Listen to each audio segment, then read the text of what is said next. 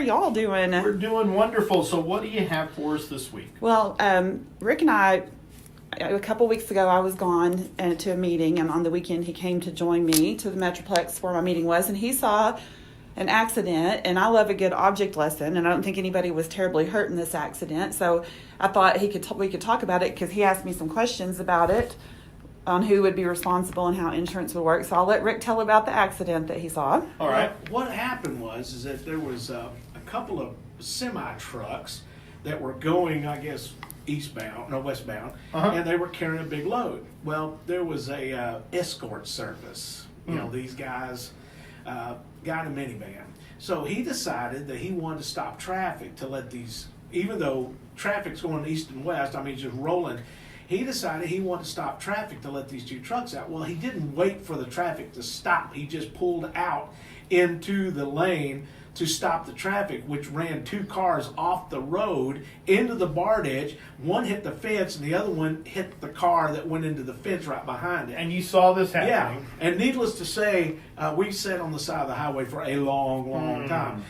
Neither people were hurt, but the escort service guy gets out, gets on his phone. I thought, what a brickhead to just pull out into traffic. I don't care if you're an escort service or not, you still have to obey the traffic laws. Right. So I was asking Sonia, I was like, okay, whenever you are going down the highway and somebody pulls out in front of you, escort service, via whomever it might be, a company, what's going on with that? Yeah, and like I said, that's a great insurance what-if question. Since nobody got hurt, it wouldn't be a great story if somebody got hurt, but and I thought about those type of situations, and also the pilot cars, whenever they've got one side of the highway shut down, and so there's only one lane, so they've got the people you follow and all that, and you're wondering, who do these guys even work for? They don't always look like they maybe know what they're doing.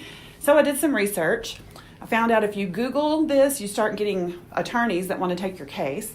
If you were hurt in one of these accidents, I found that interesting. That was about the first 3 sponsored things that came up. I also found out that depending, because I know that these aren't TxDOT employees or state employees, obviously. They hire companies, subcontractors.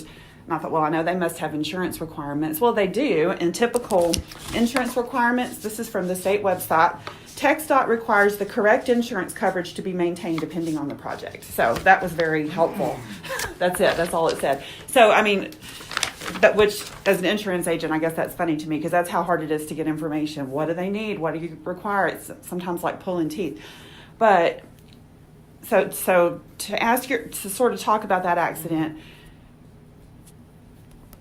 does the person that told them to do that have responsibility? And not to play lawyer at all, but just from observation, I think they do have some responsibility. I think the drivers also have responsibility. Just because they told them to do something unsafe doesn't mean that they should have done it. Right. So, I think that there's a lot of things that could happen. And you've got, like I said, you've got TxDOT, who's probably going to say, we don't know anything about it, leave us out of it. You've got the subcontractor.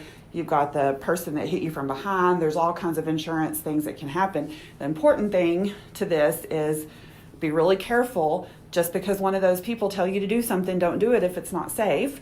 Because do you really want to rely on collecting their insurance if you've had a horrible accident and hurt somebody?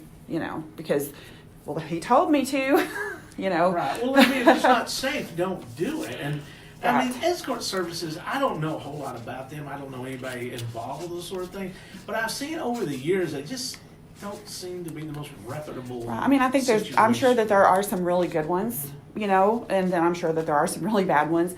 But just because somebody seems to have authority in a situation doesn't mean that you should do what they say. Yeah, just because they got a yellow light flashing on the top of their truck doesn't mean they're qualified to direct traffic. So, the tips that I have, once again, prevention is the key. Just try to prevent the accident. Or when you're in a work zone or you're in that kind of, you're seeing them haul this huge thing and you're like, what is that thing? And trying to figure it out and Google it while you're driving. Don't do that. But also slow down. You don't need to be in a big hurry. Don't speed.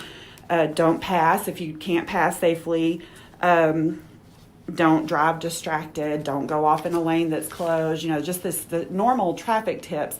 When you've got construction or if you've got those heavy loads and that kind of thing, multiply those tips times, 1,000,000. You even need to be even more careful because with all that going on, a lot of really bad stuff can happen.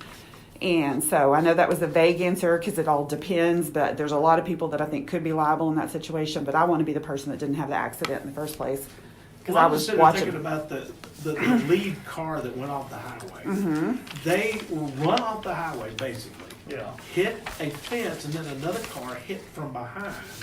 So, I mean, that's a double whammy It right is. there. And then, I mean, I've heard you say this many, many times. A lot of times that when these things take place, that after the wreck, the insurance companies will pay, but then they go after the person that. They will if they think they can collect.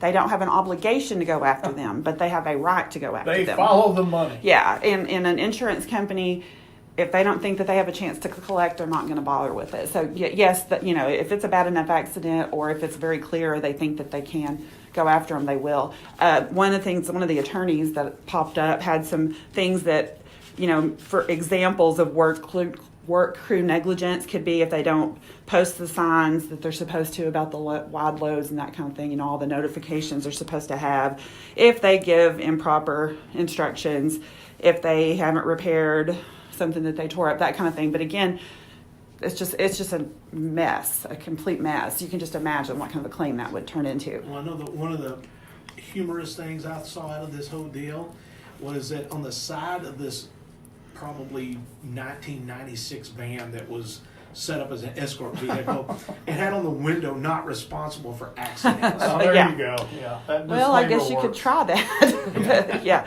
But you could be. But it's Texas highways are so much traffic on the highway, and we're seeing auto rates, especially in the commercial auto, go up, and it's just crazy. I would have never thought we would be seeing this with auto, but it's because we just have so many vehicles out there and so many attorneys wanting to take these cases and some serious injuries, not to make light of, the attorneys. Sometimes people have really been injured and they don't even know, by the time they wake up at the hospital, they don't know who that construction crew was or anything. They don't even have a way to find out. So, it's serious. It's a serious problem. So the best thing to do is be careful, try to avoid an accident if at all possible by just taking your time and following the guidelines. And then if you do have an accident, get a hold of your insurance agent as soon as you can. Get the authorities there so that they can hopefully find out who that company was that told you to do that kind of thing. So the same steps that you would follow in the event of any accident. All right, Sonny, how do we get a hold of you? You can call us at 940-549-2525. Come see us, second floor Sierra Bank Building in downtown Graham, or visit us at www.bryanins.com. And I will tell you one thing, they will not steer you wrong.